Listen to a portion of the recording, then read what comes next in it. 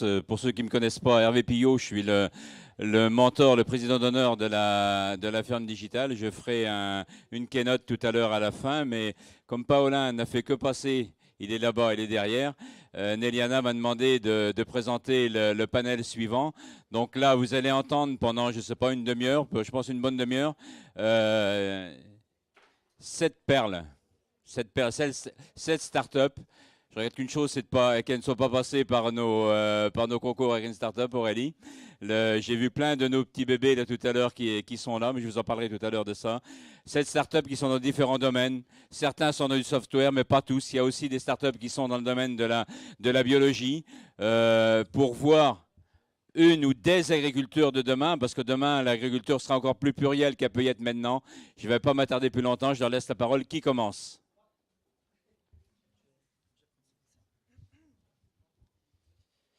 Donc, bonjour, je m'appelle Claude Jurion, je suis le responsable commercial de la société EcoRobotics.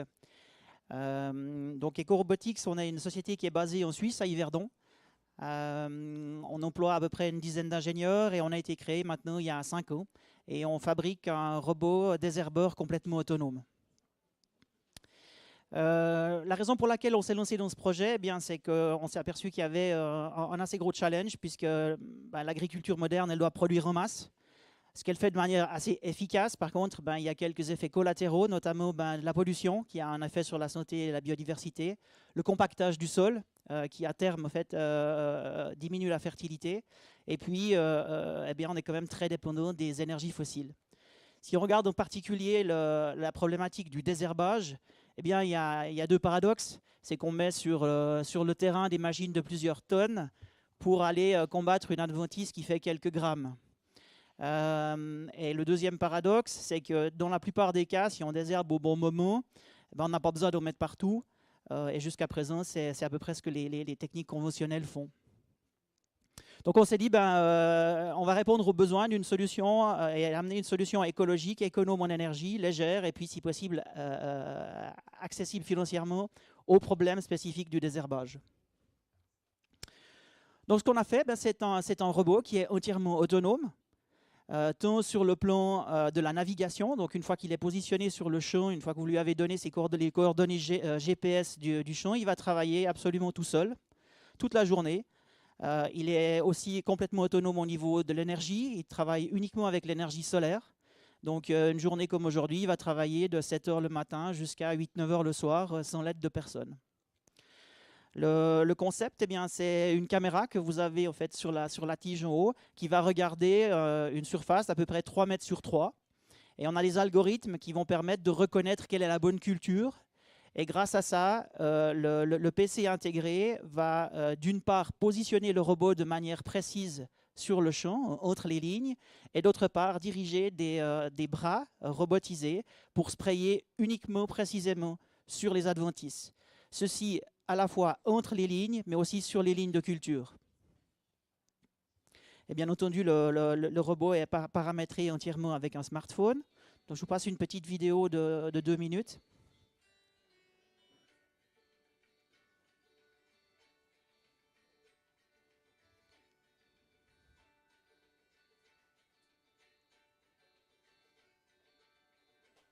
Donc là, vous voyez le bras. Donc c'est un robot pour le moment sprayer. On travaille aussi sur une version mécanique. Donc on remplacerait au bout des bras les sprays par des solutions soit mécaniques, soit thermiques pour pouvoir travailler les champs, les cultures en bio. Donc il travaille, il fait tout le champ. Dès qu'il arrive au bout du champ, il va tourner, se déplacer du bon nombre de lignes et revenir en fait, pour faire le reste.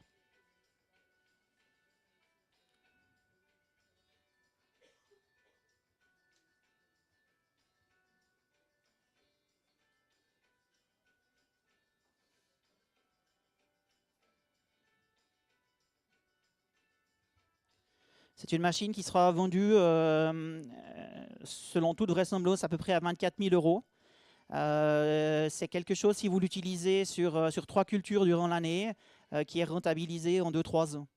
Donc les cultures qu'on travaille actuellement, c'est la betterave à sucre, le colza, le maïs, et on est en train de développer les algorithmes pour les maraîchages de plein champ que sont l'oignon, les haricots et les épinards. Donc les avantages, on utilise beaucoup moins d'herbicides, on parle de 20 fois moins d'herbicides. On a deux réservoirs de 15 litres qui nous permettent de tenir une journée, donc faire de 3 à 4 hectares. Donc on fait à peu près 3 hectares par jour. Le robot est léger, il fait que 130 kg à vide, à peu près 150, 160 une fois qu'il est rempli avec les produits. Très important, c'est qu'il travaille aussi, il désherbe aussi sur la ligne. Et un des gros avantages de ça, au fait, c'est qu'on évite les pertes de rendement dues au fait qu'on mette du produit de traitement sur la culture. Si vous prenez les oignons, si vous les tapez même avec un produit sélectif, pendant 2 semaines, l'oignon, vous avez l'impression qu'il ne va jamais se remettre. Donc il y a des pertes de rendement de l'ordre de peut-être 2 tonnes à l'hectare. Et ça, en fait, grâce à notre robot, c'est évité. Voilà. Je crois que j'ai 5 minutes, je les ai éclusées. Donc merci pour votre attention. Si jamais on est tout en bas. Merci.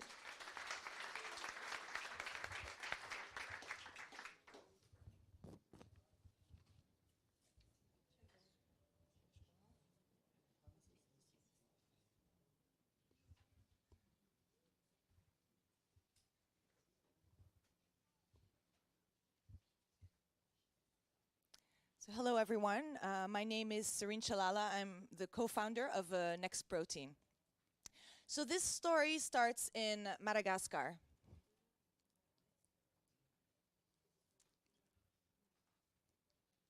There we go.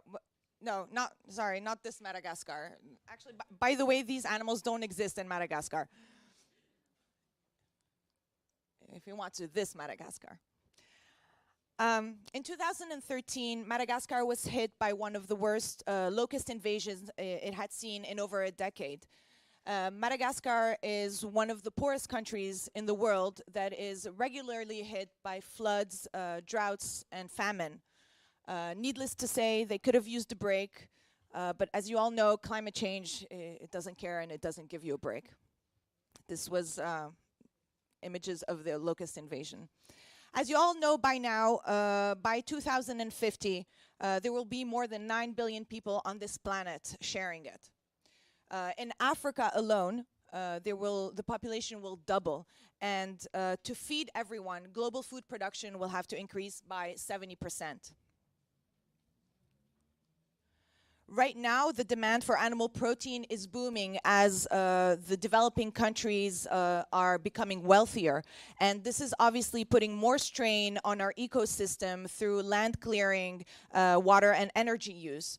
And clearly, come on, you can do it. There we go. Clearly, scaling up the way we're doing agriculture and food production today is not the way to go. My co-founder and I, given the context that my co-founder and I were in, we started researching the potential benefits of insect use as a source of protein for animal and human feed, and as a solution to perhaps one of humanity's greatest challenges. That's when we decided to create Next Protein, a French-Tunisian agri-tech startup producing insect-based protein for animal feed. And actually, I wanna take advantage of this moment to give a shout out to Numa, because we were a young startup and we had nowhere to go to work. And we spend many days here in Numa developing our business plan. So thank you, Numa, for that. Our mission is to address land scarcity, land and resource scarcity, and feed a rising population sustainably with close to no carbon footprint. Wanting to create an eco-responsible company, it didn't make sense to us to take food away from humans and give it to the insects. So that's when we understood the importance of our choice of insect. We needed to find an insect that was beneficial, that had high yield, and that would allow us to participate in alleviating food waste. So let me introduce you to our friend, the black soldier fly. So why insects? Insects, as you know, they're a natural food source for chickens, for fish, for other animals. They are rich in essential nutrients, lipids, and amino acids, and they can be raised on much less land and much less water and energy. 1/3 of global food production ends up in landfills, wasted. Through our innovative process, we are able to reintegrate part of the wasted protein through the breeding and harvesting of our insect larvae, and then we're able to reintegrate it into the food chain.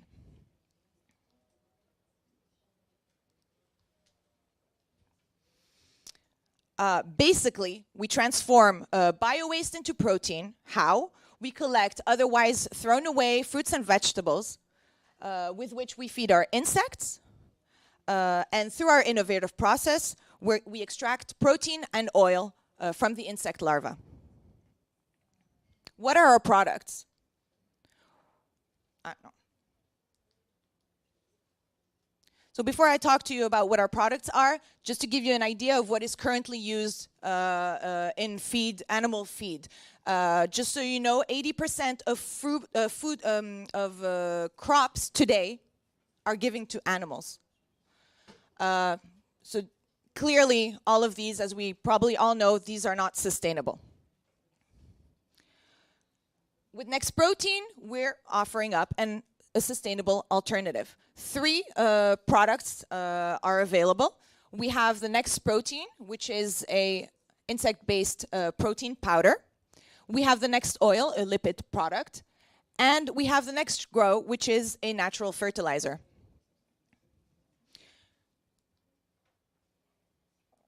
With our insect farm, we're able to produce as much protein in 100 square meters of insect farming than 100 hectares of a soybean field. That's 10,000 times less. We can harvest our protein every day. And our insect of choices cycle is less than a month. And we use vertical farming to save space use. We're currently building our new production facilities. We're moving from 300 square meters to 2,500 square meters. Thanks to our seed round, we mobilized 1.3 million euros.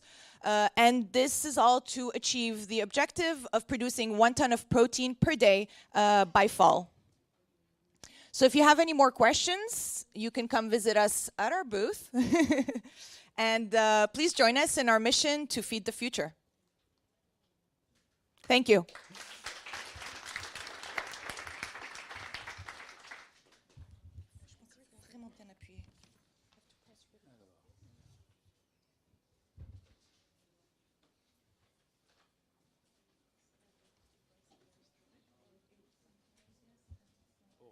Bien, bonjour.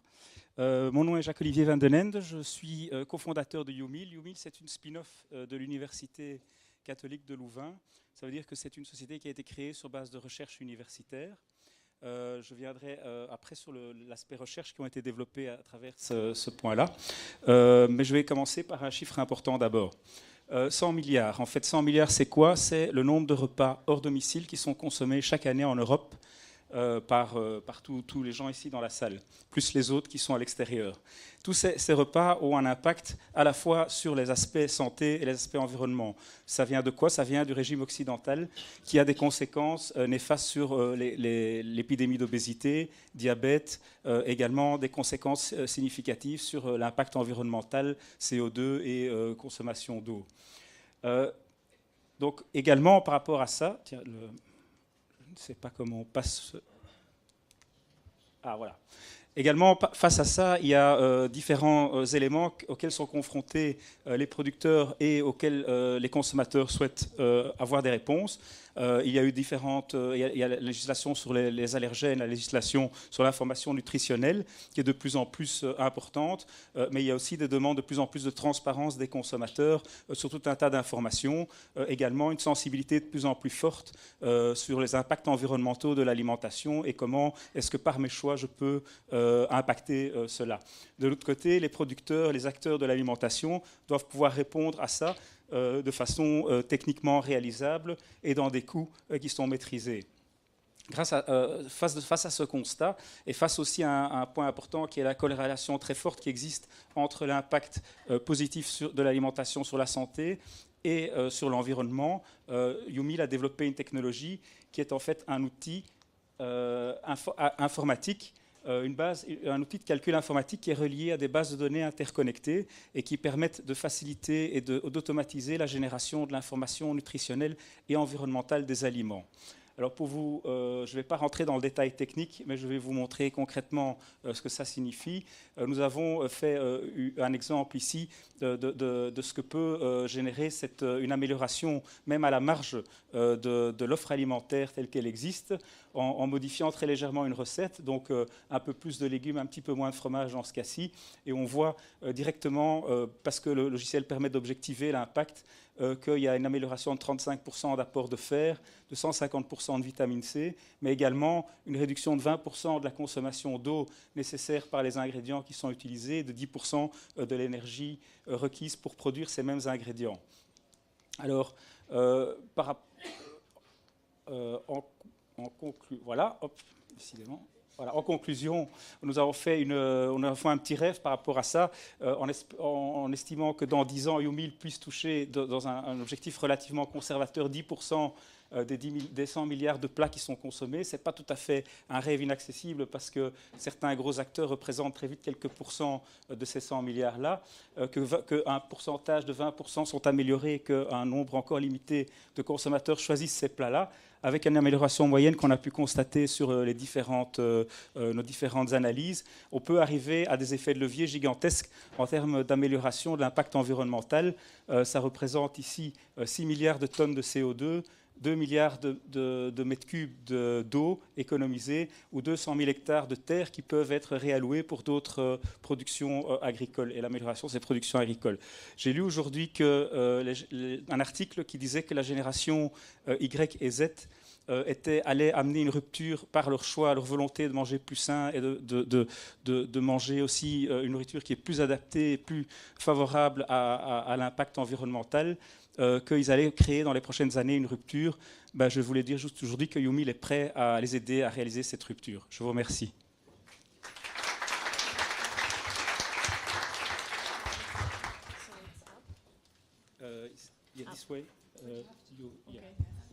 Hello. So, hi everybody. I am Emilia Vila, and I am from Barcelona. I am the CEO and co-founder of AgroOptima. AgroOptima is a farm management software with over 1,200 paying farms. Do you want to know why so many farmers trust us? Before telling you why, I want you to meet Tony. Tony is a customer of us. He has 300 hectares of land, and before, he used to note down all the activities he did in his fields, like fertilizing, harvesting, sowing, everything on paper, until he found AgroOptima. Now, with AgroOptima, with our mobile app, he can just register all the activities he does every day on the field very, very fast in a few clicks with a mobile app. Later, all the data is automatically on his web profile, and here, Tony can have all the information of all the activities of his farm. So why is Tony using AgroOptima? Sorry.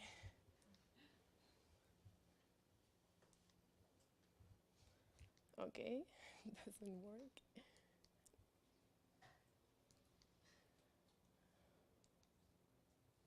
Okay, now. So, on the first place, Tony is using AgroOptima because he's having all his data all in one place. All the data of his past activities, all the workers' activities, everything on one place. Secondly, as you know, in Europe, all farmers have to do some bureaucratic reports for the Common Agriculture Policy. AgroOptima does this in only one click. And third, AgroOptima calculates automatically the profitability of each crop. That means that now Tony can compare what makes more sense in his farm to grow. So he can have real data to improve his profitability. Well, so what we have done so far? We have, as I said, 1,200 paying farms in Spain. That is about 370,000 hectares under management. So we have less than 1% monthly churn, which means that customers stay with us because they love our product. our monthly recurring revenues are 20K, and we actually quadrupled this figure in the last 12 months. Finally, we've raised 1.3 million seed round, and we hired a team of 20 people. Okay, so coming to my initial question, what are our success factors? So, first thing that you should know is that farmers hate computers. Point. This is true. They love to work from the fields. They don't like to work from the office. They are not like us. So we made a product that's truly mobile, that works from the fields where their office is every day. So what we've done is something super simple, an application that lets them start right away with no setup. They can just start inputting data. This means that we have reduced a lot our entrance barrier for farmers to software. The second success factor is our great customer service, and the third one is the reliability of our product. But don't take my word for it, just take a look at the reviews from hundreds of users in app stores. Okay, so why I am here today, it's because France is our next big step. At the moment, we're only in Spain, but our next big market is France. So why France? France has a very similar agriculture than in Spain, and there are more target farmers, as you can see in this table, than in Spain. So that's why we're moving fast. There is this market opportunity, and we want to be fast. So the roadmap is the following. We already performed a market test with 13 French farmers, and they absolutely loved the product. So at the moment, we are looking for 1.2 million euros to fund our growth here, select the best team, and 8-people team, and launch in early 2018 in France. Okay, so if you are a great investor or a great professional in the industry and you want to send us your resume, you should talk to us. We are on the ground floor. So join us and let's make agriculture more efficient. Thank you.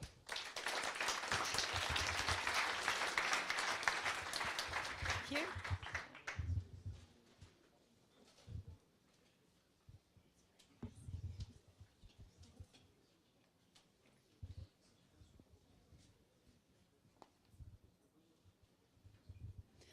Bonjour, moi c'est Elsa, je suis chargée de communication chez Insect. Nous chez Insect, notre tagline c'est Feeding Animals Naturally, donc nourrir les animaux de manière naturelle.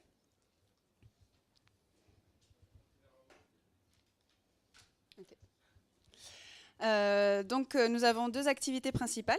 La première c'est de l'élevage d'insectes, qui est le Ténébrion molitor, ou le ver de farine. Et le deuxième, c'est la transformation de ce ver de farine en farine protéique. Donc, nos vers sont nourris avec des coproduits de l'industrie céréalière, du son de blé ou son de maïs. Et nos clients sont des industriels qui vendent des produits pour l'alimentation animale. Actuellement, en fait, sur le secteur, on peut voir que c'est un marché énorme. La protéine la plus utilisée, c'est la protéine de farine de poisson. Et que, en fait, on utilise cette farine-là pour nourrir des gros poissons. Et pour produire cette farine-là, on pêche plein de petits poissons. On a donc une diminution énorme des ressources halieutiques. Donc on a d'un côté l'offre qui descend et de l'autre une demande qui augmente. Donc, qui a comme conséquence aussi une augmentation énorme du prix. Donc, nous, ce que nous proposons,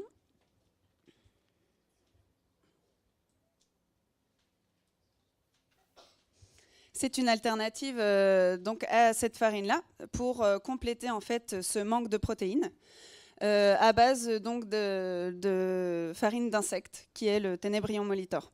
C'est une alternative qui est naturelle, puisque dans la nature, les animaux mangent naturellement des insectes, qui est durable, puisqu'elle n'a pas d'impact négatif sur les ressources halieutiques, donc sur la population de poissons dans l'océan, qui a de grandes performances, puisqu'en fait, elle permet de mieux nourrir les animaux qui sont en meilleure santé, et qui est possible de la mettre à l'échelle. Ce qu'on a réussi à faire, donc on voit la société a été créée en 2011. En 2014, on a travaillé sur un pilote d'une unité de démonstration qu'on a inauguré en fait au début de l'année 2017.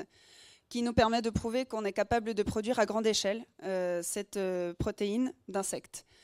Et le prochain objectif, c'est de construire une usine vraiment industrielle. On a travaillé avec de grands laboratoires de qualité.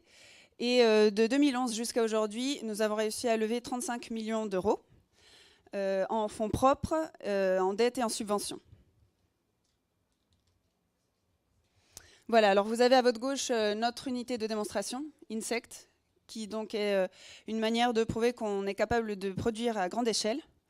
Une robotique aussi avec capteur, qui mesure, c'est une surface de 3000 m² en 3/8. Et nous avons actuellement 15 brevets. Et une fois que cette unité en fait, tournera à plein régime, elle sera capable de produire 3 fois la production actuelle mondiale de farine d'insectes. On est aussi accompagné par une équipe très expérimentée et aussi internationale, 8 directeurs. Et parmi nos 50 employés, 10 nationalités sont représentées. Oups.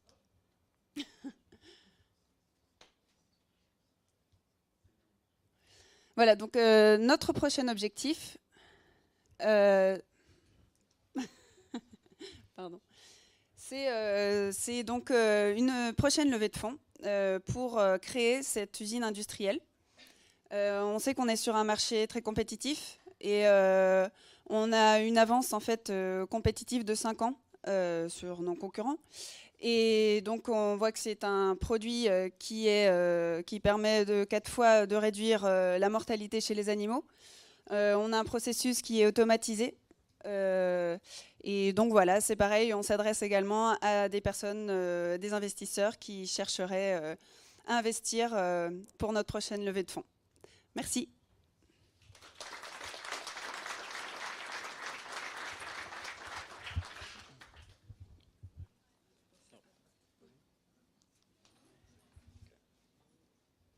Hello, everyone. My name is Justin Zabalansky. I'm a biological engineer with AeroFarms, where we are an indoor vertical farm. So at AeroFarms, we grow indoors on a media of cloth made out of 100 or so recycled plastic bottles. This media is recycled continuously, so we're not using any sun, no soil, and 95% less water.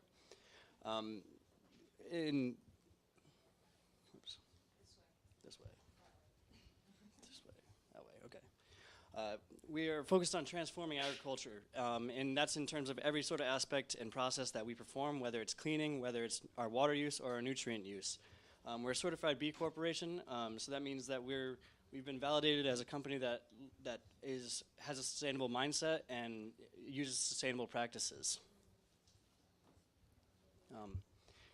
We farm at scale. So the farm that we currently have in New York, next to New York City, is 6,000 square meters and 10 meters high.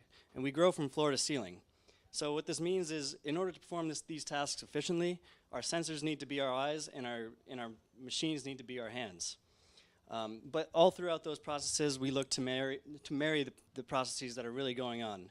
We take a hard look at the biology that allows our plants to grow, marry that with the environment, and as well as the operations that are moving our plants and watching our plants, as well as the mechanical systems that are growing and maintaining our plants as well. Through our data collection systems and the way in which we've built our own systems to conglomerate the data that we do collect, we look to have a model in which we're efficiently planning our farms in terms of what kind of crops we're growing and how we're delivering them to our customers.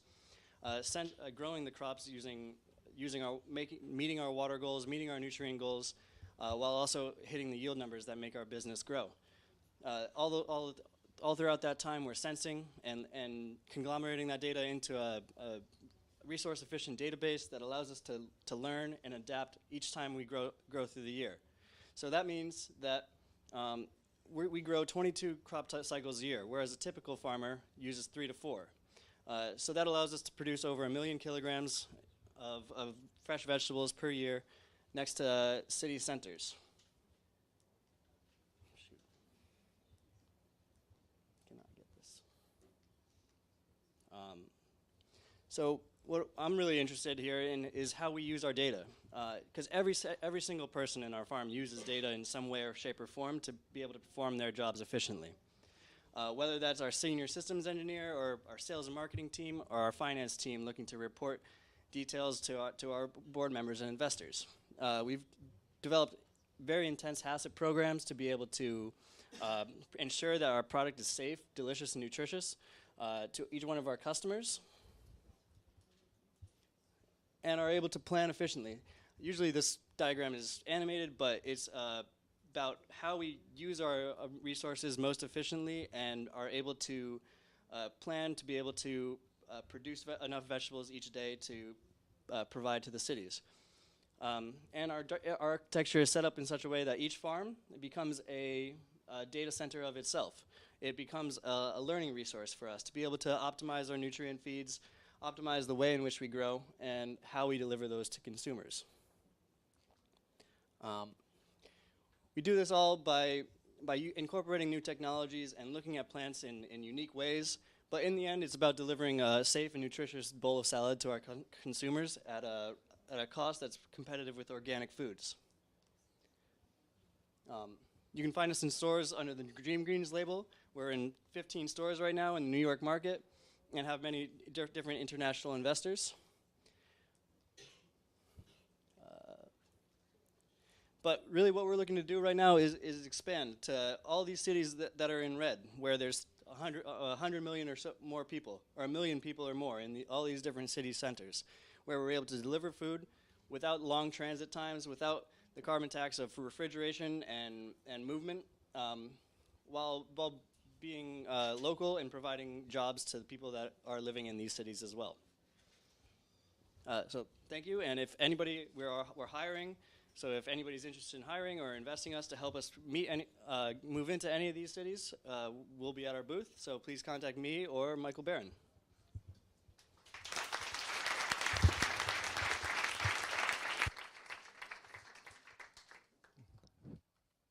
Un, deux, un, deux. On peut lancer la vidéo. Bonjour, ici Thierry, agriculteur d'aujourd'hui. Voilà, c'est comme ça que je commence toutes mes vidéos, que je poste depuis maintenant 4 ans sur la toile sur YouTube.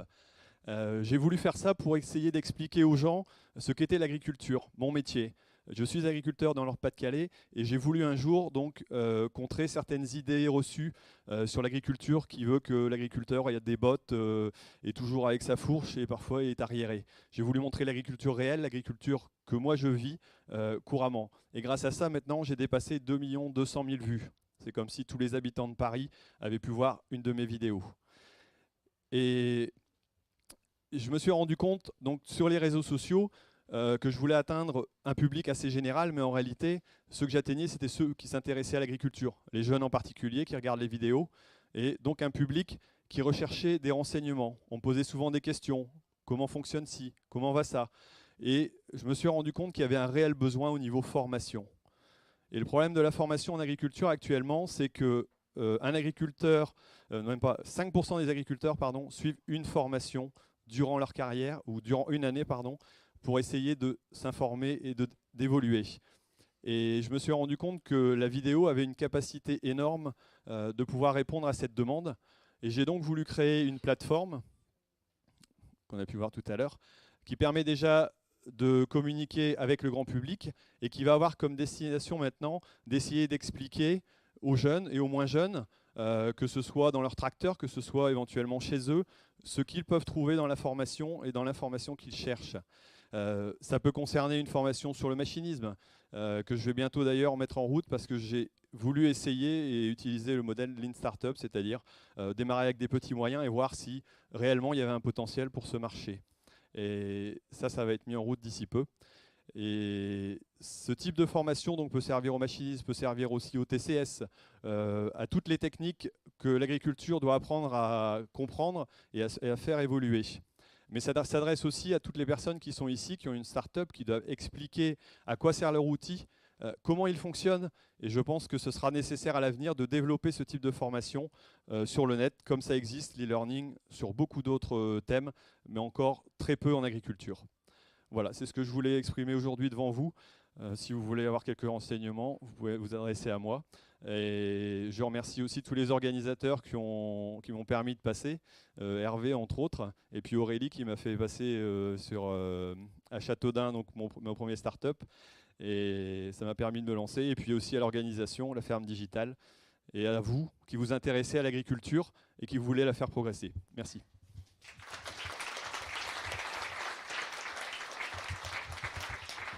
Merci Thierry, merci à toutes et à tous. Thank you very much. Very, very interesting all the presentation. Je peux vous dire, je suis plus près de la fin de ma carrière que du début, mais quand j'entends ce que j'ai entendu depuis 3 quarts d'heure, ça donne envie d'être agriculteur demain et puis de continuer à travailler pour nourrir les gens, nourrir le monde. On a vu tout à l'heure, il y a 10 milliards d'habitants bientôt à nourrir sur la planète et ils sont jeunes, ils ont envie d'y travailler, ils sont agriculteurs ou ils ne sont pas, ils ont envie de le faire. Je vous demande une dernière fois de les applaudir.